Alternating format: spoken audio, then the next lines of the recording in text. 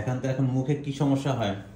মুখে এই যে কালো হয়ে গেছে আর এরকম চুল মানে ই করে গেছে, যে সাদা সাদা মাথা হয়ে গেছে, চুল পড়ে গেছে। হ্যাঁ, চুল সামনে দিয়ে মানে কপাল জ্বালা হয়ে গেছে আর এই যে এরকম সাদা হয়ে গেছে। দেখি হাতগুলো দেখি। ঘা হয়, ব্যথা, প্রচুর ব্যথা। আর এই যে প্রত্যেকটা আঙ্গুলে এরকম কোনো কিছু ধরতে পারি না।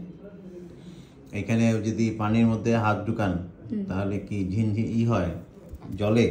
না, জলে না, সাদা হয়ে যায় এখান দিয়ে। এমনি কি মাটি, কেদা মাটি ধরলে, ঠান্ডা ফ্রিজ, এই যে ঠান্ডা জাতীয় ধরেন ঠান্ডা পানি ধরলেন তাহলে কি হয়? কালো হয়ে যায়।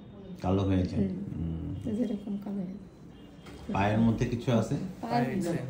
পায়ে এই যে এলো, এই যে ব্যথা, বুঝছেন, এই যে পা বসে রয়েছে না, এরকম হয়ে গেছে।